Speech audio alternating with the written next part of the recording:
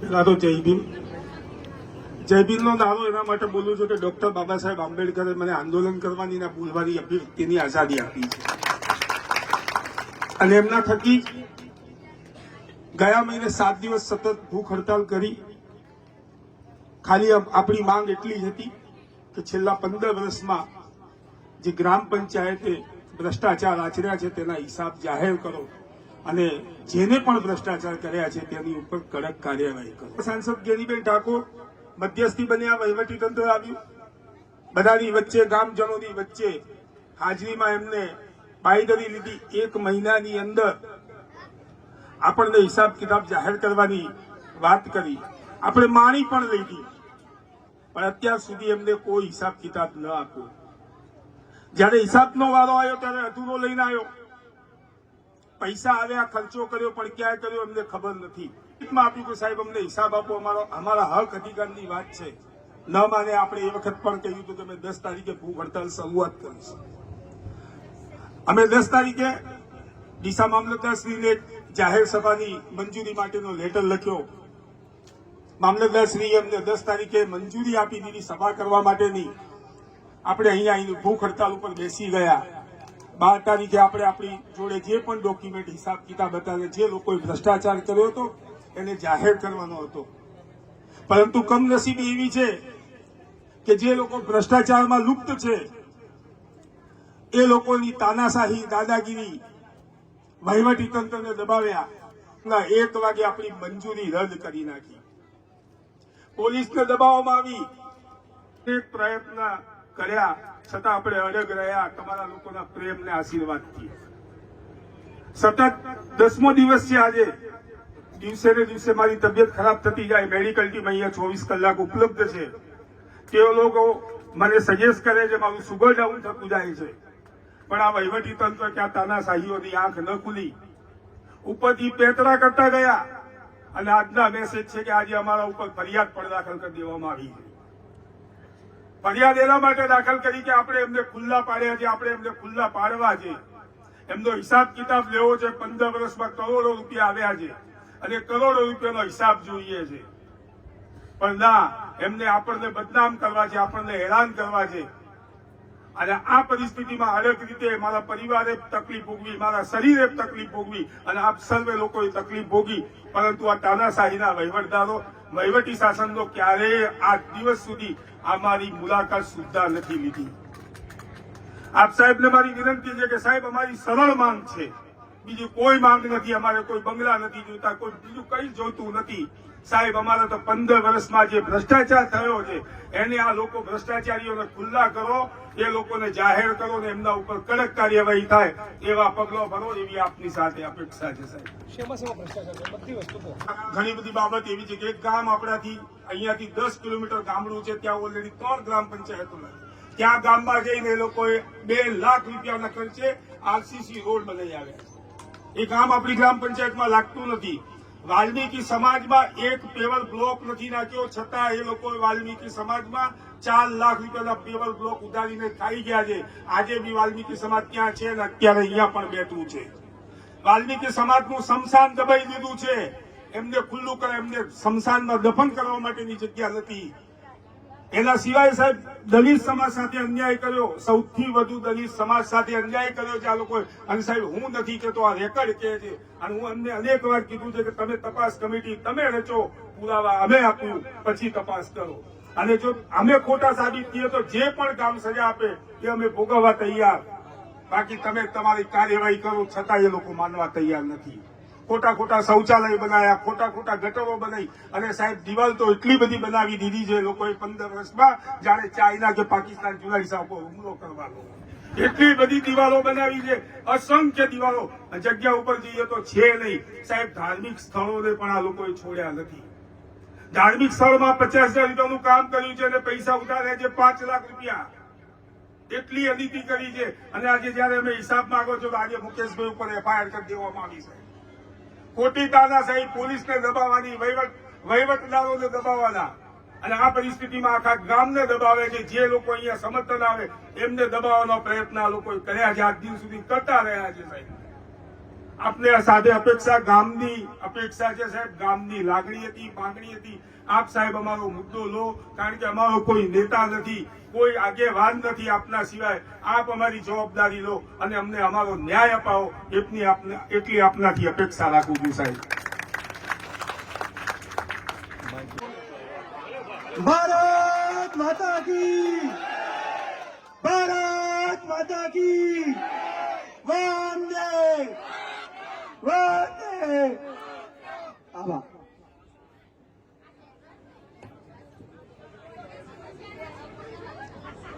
વસીમભાઈ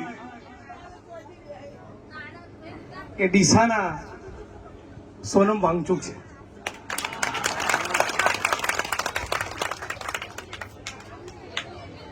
અને પોલીસ એમને ઉપાડીને લઈ જાય એની પહેલા હું એમના હાથ જોડી વિનંતી કરી આંદોલનનો બીજો રસ્તો બતાવી આજે એમના પારણા કરાવવા માટે આવ્યો છું. પણ એની ઉપર વાત કરું એ પૂર્વે આજે મને ખબર પડી કે આ તો પેલા 8 ચોપડીનું કામ છે.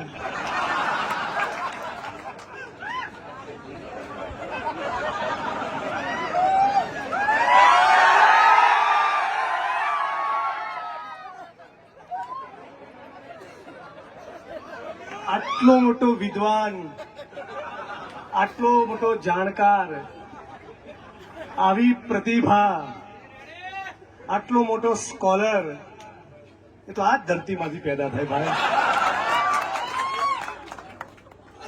ધન્ય છે આ ધરાને, ધન્ય છે જૂના ડીસાને,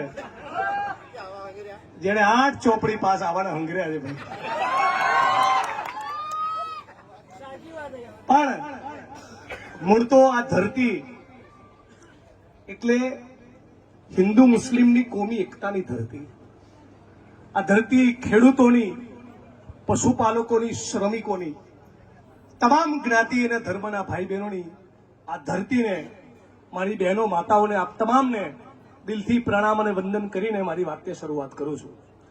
મંચ ઉપર ઉપસ્થિત સાથી વસીમભાઈ, મુકેશભાઈ અનાવાડિયા, આટલું સરસ એન્કરિંગ કરનારા, હવે ખબર પડી કે રજવાડા કેમ લૂંટાયા. શંકરભાઈ, અમારા પ્રમુખ શ્રી, આપ તમામ મિત્રો, વડીલો, યુવાન દોસ્તો, 8 ચોપડી થોડાક મહિના પહેલા વડગામ આવ્યા હતા, ખબર છે? અને આમ નાક ફૂલાઈને કહેતા હતા, અડધી રાતે જરૂર પડે તો મને યાદ કરજો. તો બોલો જૂના ડીસાના મિત્રો, તમને તમારા મા બાપના સોગન છે, આ હર્ષ સંઘવીના વતનના ગામમાં બધા જ કેમેરો બતાવજો. બોલો, દારૂના અડ્ડા ચાલે છે કે નહીં? ચાલે છે કે નહીં? આ જૂના ડીસા હર્ષ સંઘવીના વતનના ગામમાં બોલો બેન દીકરીઓ, માતાઓ, દારૂના અડ્ડા ચાલે છે કે નહીં? બોલો યુવાન મિત્રો, જેન્સી, દારૂના અડ્ડા ચાલે છે કે નહીં? અને વડગામ આવીને કે છે કે મને અડધી રાતે યાદ કરજો. હે, જે તમારા વતનની માટી છે એનું તો ઋણ ચૂકવ, પછી મારા મત વિસ્તારમાં આવીને ડાપણ કરજે. અને પૈસા ખાઈ ગયા એટીવીટીના આયોજનના, નાણાં પંચના, ગ્રાન્ટોના, એમાં નવાઈ છે જે ભારત ભૂમિના ગદ્દારો અયોધ્યાના રામ મંદિરના પૈસા ખાઈ ગયા, એ તમારી ગ્રાન્ટ તો ખાઈ જાય કે નહીં? આમની જોડે તમે શું અપેક્ષા રાખો છો? सीता मैया बहुत दुखी है मोदी के काम से. બધા મારી સાથે બોલો, सीता मैया बहुत दुखी है मोदी के काम से. बोलो, सीता मैया बहुत दुखी है मोदी के काम से. बोले, ये तो सारे पैसे खा गए मेरे पति के नाम से. आज જૂના ડીસામાંથી, આજ ડીસા પંથકમાંથી આ જ વાવ થરાદની ધરતીમાંથી, આ જ બનાસકાંઠા પાલનપુરની ધરતીમાંથી પણ કોઈએ રામ મંદિર માટે ઈંટો મોકલી હશે કે નહીં? કોઈએ ચંદો ફાળો આપ્યો હશે કે નહીં? બધા જ લોકોએ પોતાની મહેનતની, પરસેવાની, કાળી મજૂરીની પાઈ જોડી એ અયોધ્યાના રામ મંદિરમાં ફાળો આપ્યો. અને આ ચોરના દીકરાઓ, ભારત ભૂમિના ગદ્દારો એનો ફાળો પણ ચાઉ કરી ગયા કે નહીં? હવે જે આખા હિન્દુસ્તાનના હિન્દુઓની આસ્થાનું પ્રતીક એવા મંદિરના રૂપિયા ચાવ કરી જતા હોય, એનો ચડાવ ચાવ કરી જતા હોય, તો વસીમભાઈ આ તમારી નાણાપંથી ગ્રાન્ટ તો ખાઈ જ જાય. અને આ ભાજપનો જન્મ શેમાંથી થયો છે? આરએસએસ માંથી. શેમાંથી થયો છે? આરએસએસ. આ ચડ્ડીઓનું મૂળ ગોત્ર શું? આરએસએસ. કોણ છે ચડ્ડીઓ વાળા ખબર છે? આ દેશની માટીના ભારત ભૂમિના ગદ્દારો છે. રાખજો વાત મારી યાદ. જ્યારે સ્વતંત્રતાનું આંદોલન ચાલતું હતું ત્યારે આ આરએસએસ ના એક પણ માણસે વંદે માતરમ બોલતા બોલતા અંગ્રેજોની પોલીસ તો પીઠ પર દંડો કે છાતીમાં ગોળી ખાધી હોય એવો એક પણ દાખલો નથી. હમણાં વંદે માતરમના નારાને 150 વર્ષ પૂરા થયા એટલે ગુજરાતની વિધાનસભાના મંચ ઉપર સરકાર સંકલ્પ લઈને આવી હતી.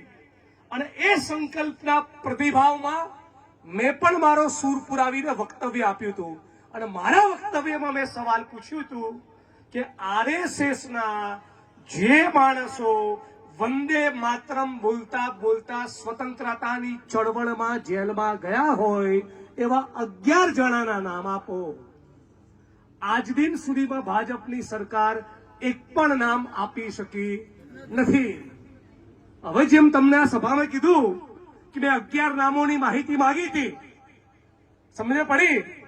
વંદે માતરમ બોલતા બોલતા આઝાદીની ચળવળમાં અંગ્રેજોની સામે જે લોકો જેલમાં ગયા હોય એવા 11 લોકોના નામ આપો. 11 નામ ના આપી શક્યા.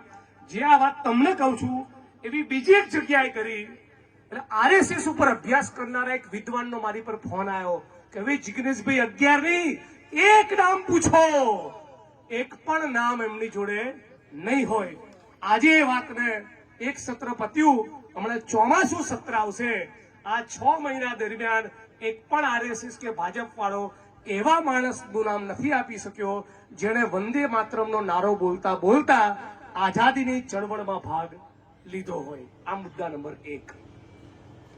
મુદ્દા નંબર 2, આઝાદીની ચળવળમાં મુખ્ય 4 પ્રવાહો હતા મારી સમજણ પ્રમાણે. એક, ગાંધી અને સરદાર વલ્લભભાઈ પટેલના નેતૃત્વમાં, કોંગ્રેસના નેતૃત્વમાં સ્વતંત્રતાનું આંદોલન ચાલતું હતું. બીજી સ્વતંત્રતાના આંદોલનની ધારા હતી ભગતસિંહ, સુખદેવ, રાજગુરુ, રામપ્રસાદ બિસ્મિલ, અશફાકુલ્લા ખાન, ચંદ્રશેખર આઝાદ આવા ક્રાંતિકારીઓની ધારા. ત્રીજી ધારા ચાલતી હતી જ્યોતિબા ફૂલે, રામાસ્વામી પેરિયાર, ડોક્ટર બાબા સાહેબ આંબેડકરની સામાજિક ક્રાંતિની ધારા. કે ભાઈ આ અંગ્રેજો તો જતા રહેશે પણ પછી અમારી ગુલામીનું શું? આ જાતિવાદમાંથી, આભડછેદમાંથી, અસ્પૃશ્યમાંથી અમે ક્યારે મુક્ત થઈશું? આ ત્રીજું એક સ્વતંત્રતાની જુદા પ્રકારની એક ચળવળ અને આંદોલન ચાલતું હતું. ચોથું આંદોલન ચાલતું હતું સુભાષચંદ્ર બોઝના નેતૃત્વમાં આઝાદ હિન્દ ફૌજની લડાઈ.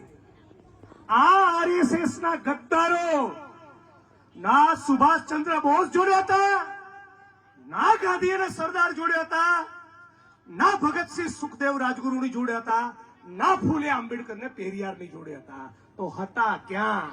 અંગ્રેજોના તળવા ચાટવામાં હતા, તળિયા ચાટવામાં. આ તમારા જૂના ડીસામાં, આ ડીસામાં ગામે ગામ અને ગુજરાત અને દેશના ખૂણે ખૂણે પહોંચાડો. આ ચોરો ભારત ભૂમિના ગદ્દારોનો અધિકાર નહીં હોવો જોઈએ આપણા વિસ્તારમાં આવીને આપણા વોટ માંગે. ત્રીજી ગદ્દારી શું કરી? સુભાષ બાબુએ નારો આપ્યો હતો, તુમ મુझे खून दो मैं तुम्हें आजादी दूंगा. અને કઈ સેના બનાવી? આઝાદ હિન્દ ફૌજ.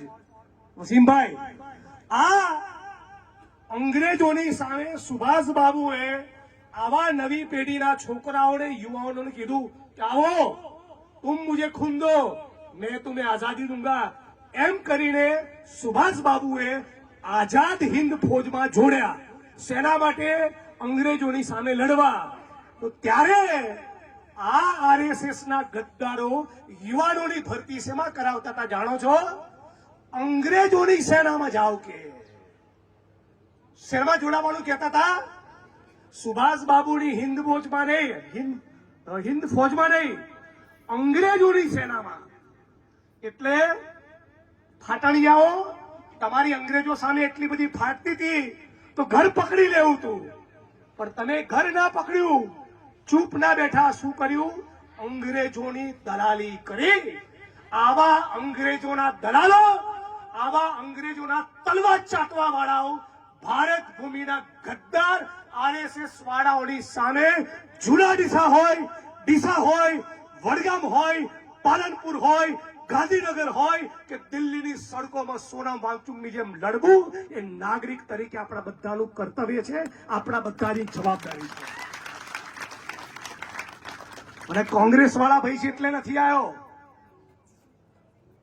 કાલે કોંગ્રેસ વાળો ખોટું કરે મને કહેવાનું, આ જાહેરમાં કહું છું, એને નવરો કરીશું. કોઈ કોઈના બાપની હાડાબાડી રાખવું એવું નથી. આપણે ચૂંટણીના રાજકારણ એવો કોઈ હવાજ નથી. આ રોડ છે ને, એ રોડ આપણા બાપનો છે, કોઈ નહીં લઈ જાય. પદો તો આવશે ને જશે, બાકી ઇન્કલાબ કરવાની તમારી તૈયારી હશે અને જનતા તમારી જોડે હશે, જેલ જવાની તૈયારી હશે, એફઆઈઆર થી ડરતા નહીં હોય તો પછી ઇતિહાસ તો નહીં બનાવશું. ઇતિહાસ અને આ દેશની અંદર ધારાસભ્યો, સંસદ સભ્યો, મંત્રીઓ ઇતિહાસ નથી બનાવતા. ઇતિહાસ તો લડનારા આંદોલનકારીઓ બનાવે છે, જેની ધમની અને શિરાની અંદર ઇન્કલાબ જીવતો હોય એવા માણસો ઇતિહાસ બનાવે છે. ધારાસભ્ય, સંસદ સભ્યો નહીં બનાવતા, તો ખાલી બાંકડા મૂકે.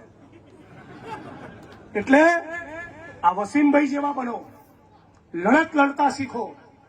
તમારા ગામમાં, તમારા તાલુકામાં કોઈ પણ રાજકીય પક્ષનો માણસ મારી પાર્ટી સહિત ખોટું કરતો હોય એને સવાલ પૂછો, એની ઉઘરાણી કરો, એને ચચરેવી કડક લાકડા તોડ ઉઘરાણી કરો. આ જ નાગરિક તરીકે તમારું મારું કર્તવ્ય, આપણી બધાની જવાબદારી છે. હવે રહી વાત અહીંની ગ્રાન્ટોની, કેટલા દિવસ બચશો? જેટલા લોકોએ ચોરી કરી છે, અંગ્રેજીમાં એક વાક્ય છે, ક્રાઇમ નેવર ડાઈઝ.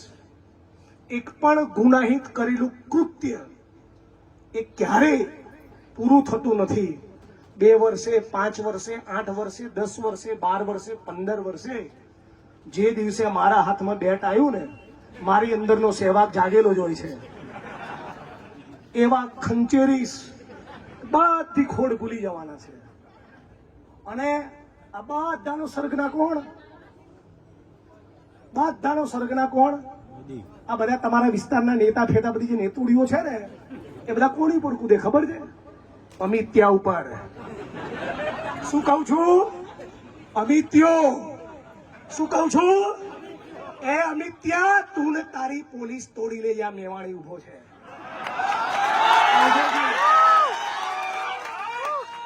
કેમ?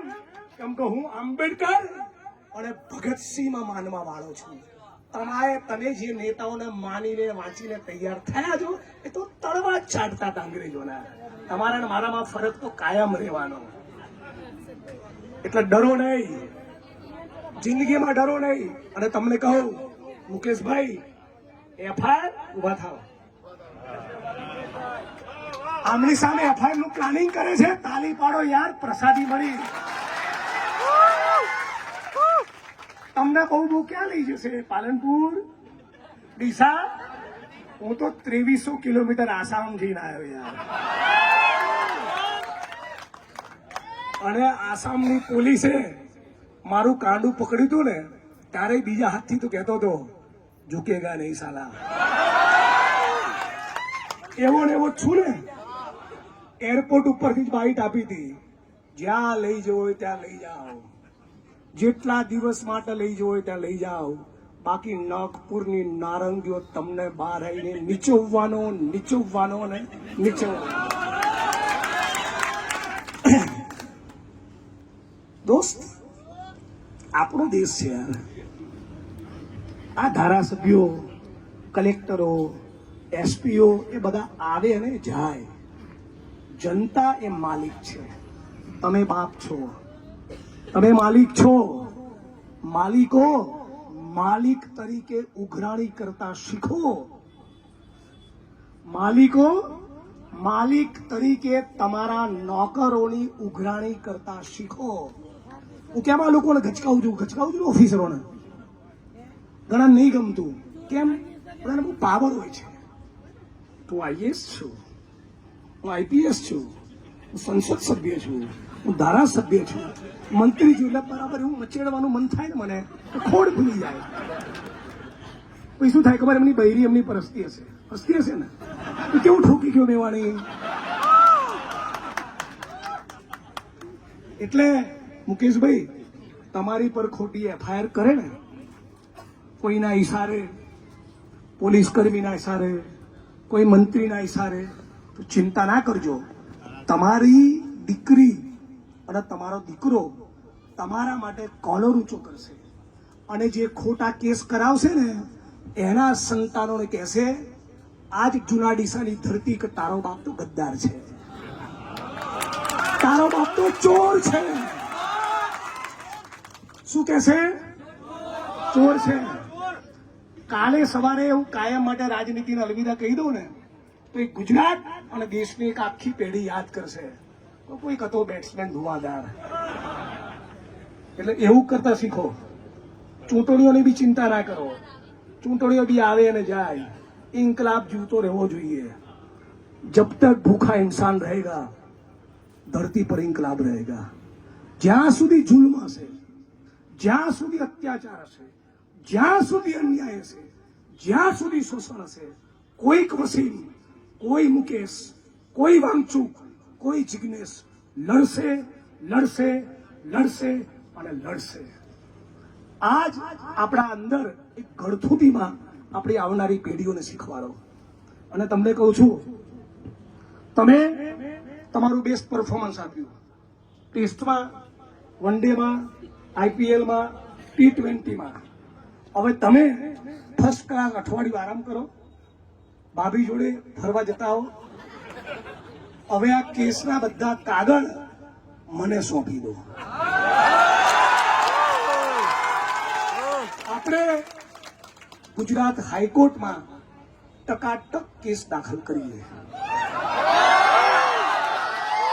પણ એક વાત કહું, મારો બી એક સ્વભાવ છે, પકડું છોડું નહીં.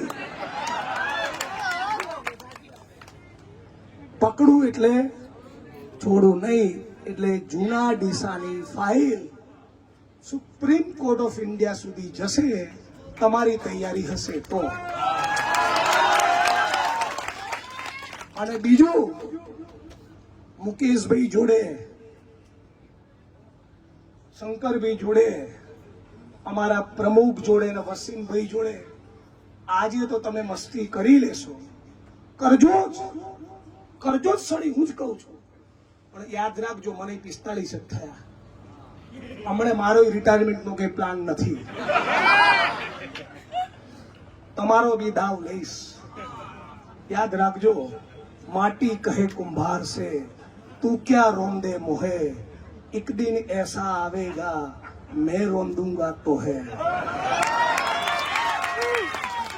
હિસાબ તો થશે. એટલે હું ધારાસભ્ય થયો 9 વર્ષ થયા. આ રહ્યું વડગામ. સેલ મારીને જાઓ.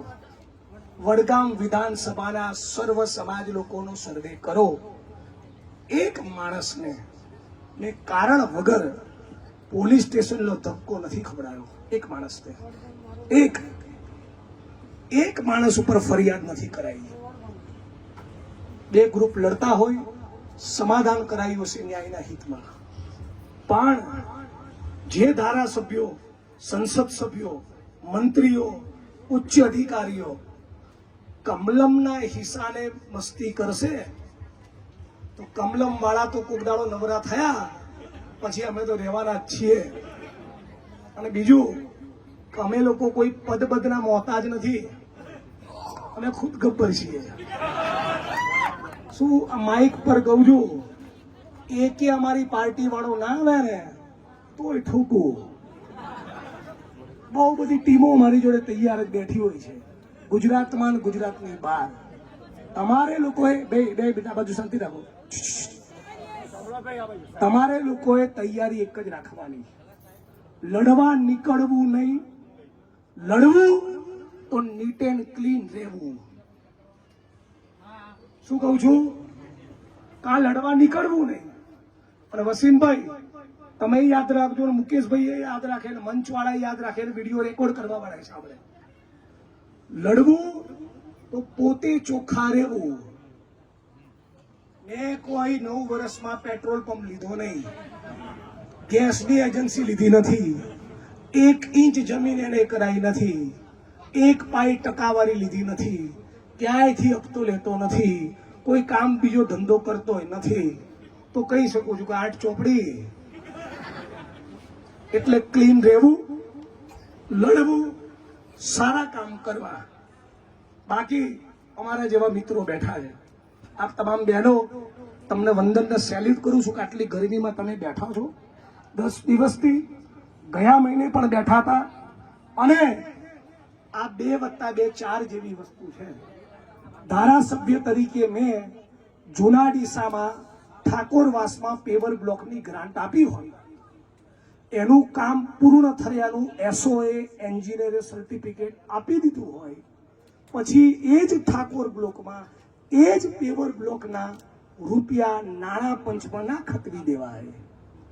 આ 2+2 4 જેવી વસ્તુ છે.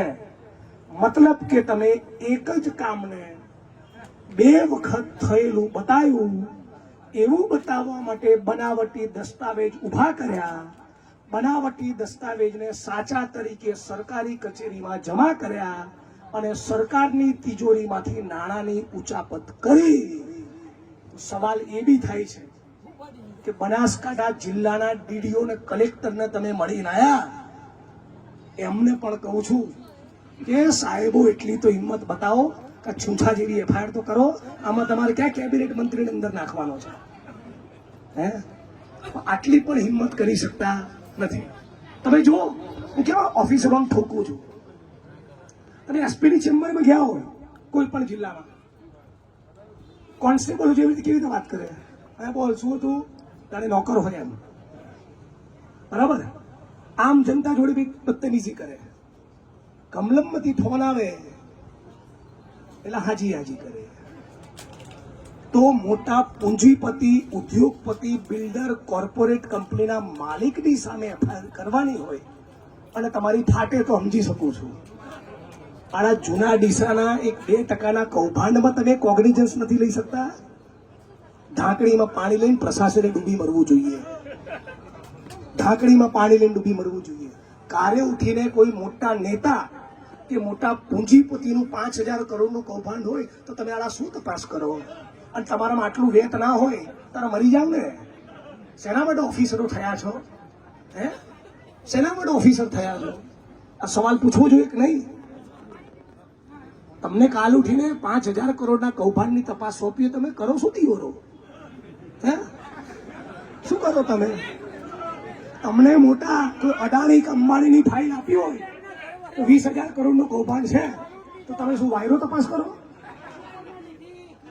આટલી તમે દીવા જેવી સ્પષ્ટ મેટરમાં, બેન આ બાજુ શાંતિ રાખો, આટલી દીવા જેવી સ્પષ્ટ મેટરની અંદર તમે જો તપાસ ના કરી શકતા હોય તો આ શેના માટે અધિકારી બન્યા છો? બીજું કંઈ કરવું હતું ને જીવનમાં? આટલી શરમ નહીં આવતી? અને ખાસ કહેતો જઉં છું કે વસીમભાઈ એ લડ્યા છે, એ તમારા બધા માટે લડ્યા છે. સર્વ સમાજના લોકો, હિન્દુ મુસ્લિમ બધા માટે લડ્યા છે. આવા માણસની લડતમાં ટેકો આપજો. મુકેશભાઈ, શંકરભાઈ જેવા માણસોની લડતમાં, આંદોલનમાં ટેકો આપજો. આવા માણસોને એકલો પડવા દેતા નહીં. બાકી આજે તમે જે ચીચિયારી કરો, તાળી પાડો, વિડીયો લો છો એનો કોઈ મતલબ નથી. કાલે ઉઠીને આ સભામાંથી 5 જણા હોય તો પણ તમે ટેકો કરજો.